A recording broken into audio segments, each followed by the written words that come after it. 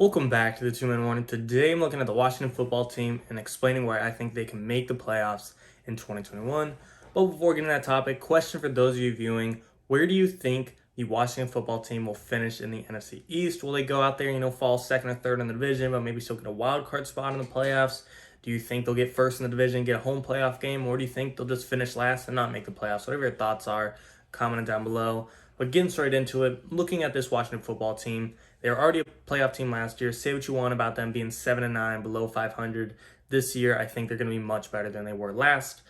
Before I get into, the offseason additions, which they executed to the nth degree, in my opinion, they already had some pretty big foundational pieces and pretty big names on that roster. You got Terry McLaurin holding down the wide receiver core. You got Antonio Gibson and J.D. McKissick, kind of two balanced running backs in the sense that they could run the ball and receive the football pretty well.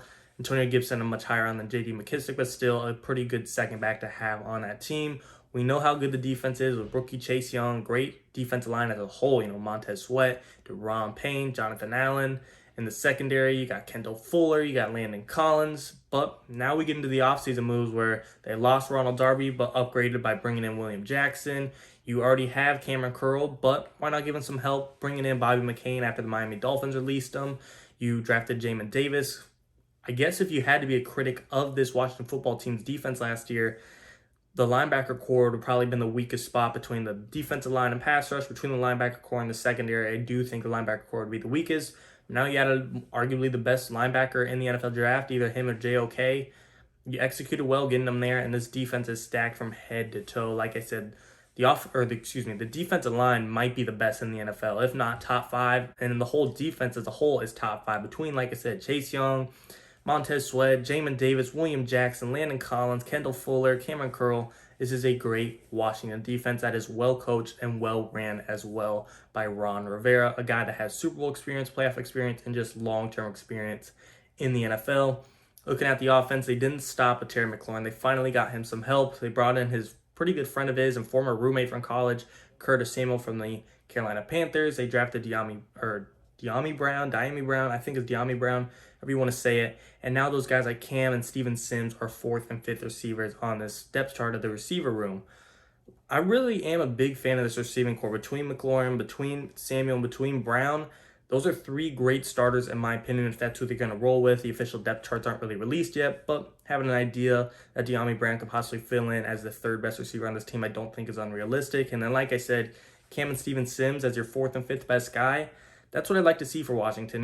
Cam and Steven Sims, they're not anything to brag about by any means, but they're good receivers. They could catch the football, in a fourth and fifth spot on this receiver room is exactly where these guys should fit. Last year, them being the second and third best options for the Washington football team's receiver room, that's not where Cam and Steven Sims fit, but them being your fourth and fifth best options, now you're looking at a very good receiving room that has star power on the top end between Curtis Samuel, between Terry McLaurin, and it has depth on the back end between Cam and Steven Sims.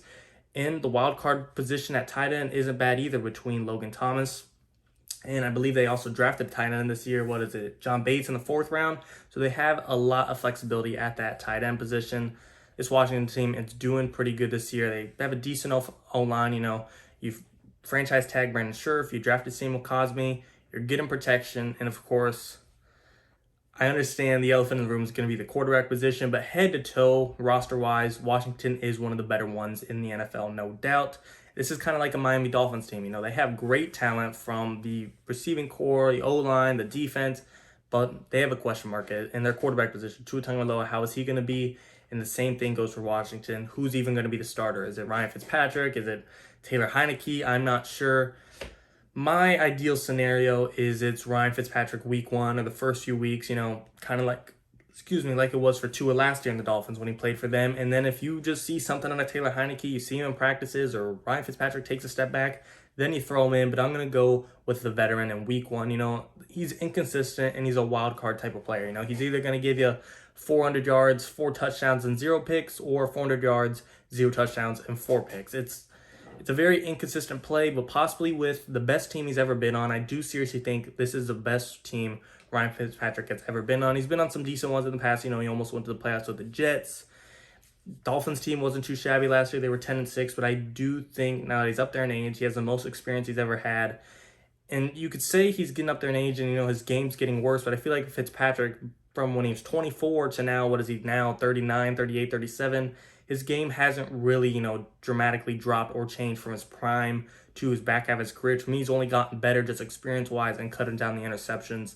That's what you want out of Fitzpatrick. He's got an arm. He could play, he can make big and crazy plays, but you need him to be a better manager, manage the clock better, manage the game better, and just don't put Washington in a losing position. They don't have to go out there and ask Ryan to throw 400 touchdowns, or 400 yards and 4 touchdowns. He's just got to be consistent. Give him 200 yards, 2 touchdowns, maybe 3 touchdowns. Give Antonio Gibson 1 and J.D. McKissick 2, whatever your thoughts are on what a perfect formula is. But he doesn't have to be this crazy quarterback that carries the team. The roster could do the rest. They just need Ryan Fitzpatrick to be a manager. And I know game manager is kind of like a negative name or negative connotation, but it's really not all that bad when you have an experienced guy that knows what he's doing. You have such a great roster that can do the rest. It's not that bad of a title, in my opinion. And of course, like I said, Taylor Heineke, we saw what he did in the playoffs last year against the Bucks. You could make the argument he gave the Bucks the hardest time in the playoffs last year, so maybe he will come out and be a guy that can run all over the field and make crazy plays if Ryan Fitzpatrick can't do it and Washington needs someone to do it. You don't know, but I just think top to bottom, head to toe, this roster is so good. I don't not see them making the playoffs. Now, their schedule is pretty tough, in my opinion, at least. You play the NFC South, and of course the Bucks will be tough. But say what you want, the Falcons, they might be awful, they might be good. You never know what you're going to get out of Matt Ryan and Julio Jones. Is it going to be a 12-win season for them, or is it going to be a 4-win season for them? You don't know. New Orleans Saints without Drew Brees, Washington can handle them. Carolina Panthers, that's a tough one. They're getting better on defense. Both of those teams are going to be really relying on what they got at the quarterback position. How's Sam Darnold going to be? How's Fitzpatrick going to be? That's just going to be a toss-up until we see both of these teams play with their quarterback. But like I said, I think they can handle Atlanta. I think they can handle New Orleans. I think they can handle the Panthers possibly, and the Bucks. I'm not saying they're unbeatable. I'm just assuming the Bucks are the better roster. I think the Bucks will beat them, but again, it's not impossible. They do have to play the AFC West, week 1 against the Chargers. Emerging Justin Herbert, that won't be easy to go against. And the top O tackle, Rashawn Slater, who came out of Northwestern, who handled Chase Young pretty well in college when they played against each other, Northwestern versus Ohio State. If that shuts down Chase Young, that could be a problem. But again, Chargers are young. They got a new head coach. Justin Herbert's just going to be his second year. They're relying on a lot of rookies. Washington could catch them off guard week 1. Chiefs, kind of like the Bucks. It's not impossible, but good luck. Raiders, they can handle them. Broncos, they can handle them.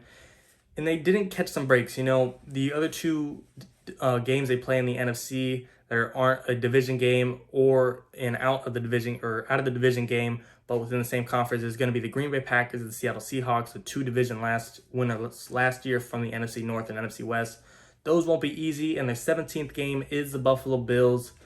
But like I said, being in the NFC East, where 6 of your games are against the Giants, Eagles, and Cowboys, Washington, you have a chance, especially with that roster. And something interesting about this Washington football team schedule is in their last 5 games, it is all division games. Their last 5 games goes Cowboys, Eagles, Giants. So even if you think in the back half of the season, Washington's in a rough patch, they're not going to make the playoffs, don't count them out yet, because all 5 of their games at the end of the season is going to be the division games that really is going to sway the rankings a lot and the standings a lot in that division. And it's going to give them a chance to jump 1, 2, 3 spots in that division. Just playing every single team in that division, 2 of them twice each time, you could change the standings a lot in that division. So like I said, it's a tough schedule outside of the division, but at the end of the season, they will control their fate, and that is something that I think extremely favors Washington. You might get tired playing your arch rivals back-to-back weeks, but if that's what it takes to get the playoffs, that's what it takes, and I think they'll take a rough path to the playoffs than 0 path to the playoffs. In Washington,